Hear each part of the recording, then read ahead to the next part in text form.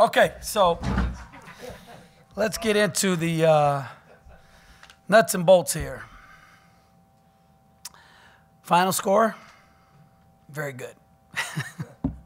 I was talking to the guys in the locker room about responses and reactions to adversity and things of that nature. And, you know, it was a little bit of pulling teeth in the last couple of days. And listen, it wasn't over the top. It wasn't like they were all in this deep state of depression or anything. But it was hard to kind of get them going, you know. And that's how we started the game, you know, just kind of hard to get them going. And thank God they're all competitors down deep. And one of the timeouts, Jordy just kind of, you just saw in his eyes, it was like, all right, it's go time. And then his defense got going, and that got Chris Clyburn going, and JoJo was really active. And I thought they really tried to stay within the framework of the scout in terms of not settling for quick threes.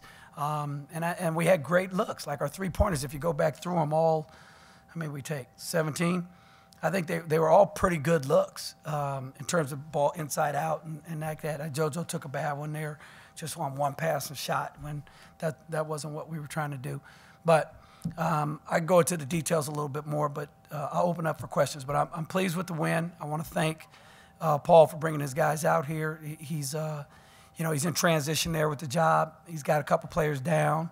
But we watched them play. I tell you, I watched every single game that they played, and, boy, they compete, man. I was glad we got a chance to kind of throw a punch and stagger them a little bit because you can't let them hang around. They just won a double overtime game. They competed. Kansas State lost by 9 or whatever it was, and, Penn State, Oklahoma State. I mean, they played some games, so we knew they weren't going to come here and lie down. So it was good. This is a better win than it might appear to be because of their record. This team will end up being a lot more competitive, I think, in their conference.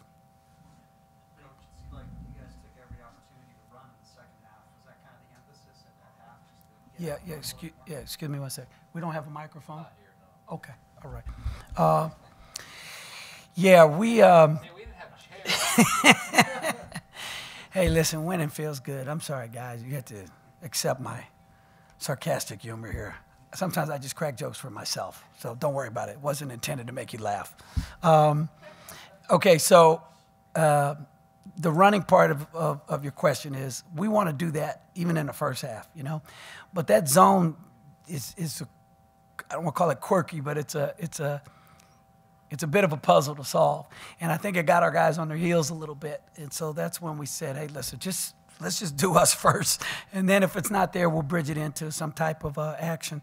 And we ended up running our man offense against it because it just got the bodies moving and the ball moving. And that what kind of freed us up offensively because we were a little bit stagnant trying to execute conceptual reactions to zone play, zone offense. So.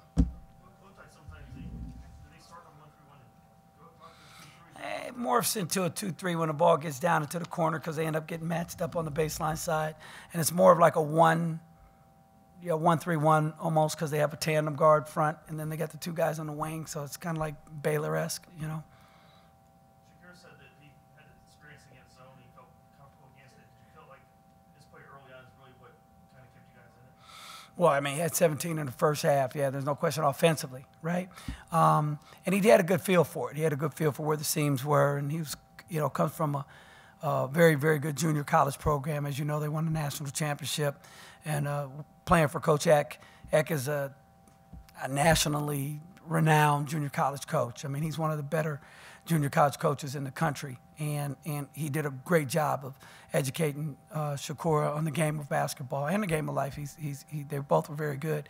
Both him and Jay Seriak, the assistant coach there, did a great job with him. So he was really comfortable when we were talking about this concept stuff, and he's overthinking. He actually tried to interject and insert, I should say, a play and shoot around today. He said, Coach, hey, what about this? We had a really good play. I said, yeah, I got some going, bro. Let's just do mine right now.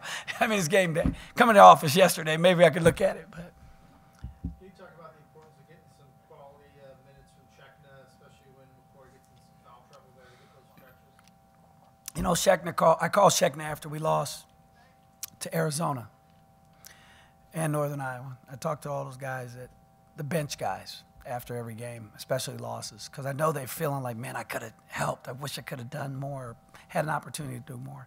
So to keep your chemistry and keep the fiber of the positive atmosphere that we have now, I make sure I talk to them and reach out to them, let them know my thoughts. And so when I called Schechner, this is just an amazing kid, man. He seemed a little down.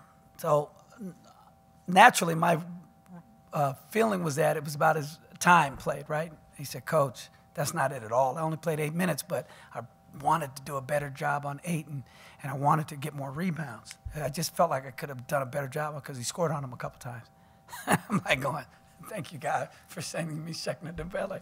He's just special, man, you know. So it was really good to get to the bench and get Amari and Schechner. Everybody that came off the bench, I thought had some pretty quality minutes. You know, Jay got in late and got some things done. And, you know, having him do that at the 5 position is big if Brandon is in foul trouble, right? And then even Mbake, you know, we can run some different stuff with him offensively there. So it was good to have that depth. That was a long answer, but I wanted to make sure I got the message out of who we have on this team. Coach, I understand the next game is only 1 game, but how important is the opportunity for the resume and all that just to play a really good game maybe? Yeah, I think, no, there's no question. Well, we approach every game, it's the biggest game of the year. Sometimes it might be, you know. So that's our attitude and our mantra is like this game is the most important game of the year. So how we prepare for it, you know, mentally, emotionally, you know, physically, strategically, it's got to be on point. From the staff, from myself to the staff, to the players, to the support staff, we got to go at this thing like it's the first round of the NCAA tournament, and that's how we're approaching every game. And so if you do that, then it's another game that you're approaching. You know what I mean? So I think if you win it, then you can look back and go, okay.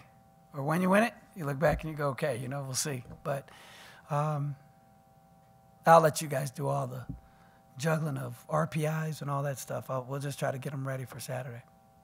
Coach, both Jordy and JoJo had a chance to rebound after a couple off nights last week in those matchups. Your thoughts on both those guys, what they brought to the table? Well, you know, they're both great players, and they struggled a little bit offensively. They both have done some really good things defensively. I think they turned the tide of the game tonight with their defense. So just getting them going from playing, like I got in Jordy one time because he threw a cross-corner court pass to JoJo, and Amari's right in front of him, you know. And he just tries to sometimes make that little extra deal because he knows JoJo can shoot it. Amari just made three threes. So, and he knows right away, as soon as I said something, he's like, yeah, I know, my bad, you know, because he thought he was a little bit further ahead, so that's why he threw it. But that's it. He's receptive to being educated. And as long as they're that, man, I'm good. I'll rock with them till the wheels fall off. As long as you guys stay engaged with all this knowledge our staff has. We showed them on the screen a couple of days ago all our championship rings, every coach on the staff, support staff as well, all our championship rings from different levels. And Nunu goes, man, that's a lot of rings. I go, yeah, those are actually our rings. And then it was kind of like, dang, you guys got a lot of rings. So we got a lot to offer them. So they gotta open up their brains and be receptive. Coach, with 2:16 left in the first half, Anthony Smith was getting ready to come into the game. I noticed you went up to him and you looked up at the scoreboard and you yelled something at him. Just curious, what is it that you told him at that point? Let me see how much time was left in the game. Do you remember? 2:16 in the first half. 2:16? Oh, first half. He was at the scorer's table just about to come in. I have short-term memory loss. Hold on, let me think for a second. Yeah, I remember, and I yelled something about, gosh, I can make up something really good, but I'd be lying. So let me just defer. I'll defer to the tape later and get back with you. I don't remember, man. I don't remember. Yeah, I just felt like the game came to me. I didn't try to force anything. Big credits to our point guard, Jordy. He's just tremendous with finding people, and he found me a lot. So it wasn't like I had to take over the game. It was just like it was the right time, the right place, and I got the ball at the right time. So. Did it take you a little bit to figure out the zone and figure out how you wanted to attack that and what you guys needed to do there? I played that zone against that zone in junior college, so I was already like picking out my spots where I should go, where I would be available. So I just kept that in my mind every time we came on offense, and I mean it worked out. For the rest of the team, it was something that we was like new to, like nobody really running against us. So I mean, at the first we struggled a little bit, but then we found the little cracks in it, and we came out good. Was there emphasis more defensively, particularly on the interior, given what's gone down basically the last couple of games? You've had some issues with that? Now the post players that we played previously, they was Aiken, freshman, probably gonna be the lottery pick. 5th-year senior at UNLV. They was very skillful and very smart. So I mean, you just gotta applaud good players. It's not like our defense was bad. It was just that we played against good players. Now we're not gonna let that happen again. Our interior defense is gonna step up, and we're gonna be who we're supposed to be. You come off 2 emotional losses. How difficult is it to come back like tonight and face a team that's, with normally your attention?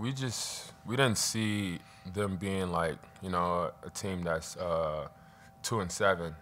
We just saw an opportunity to go out and bounce back the right way. We just came out a little slow, but coach got on us. We picked it up. We was a little down, but we ain't just let it tumble the whole game. We just had to find the right energy, find the right focus, and we did what we had to do.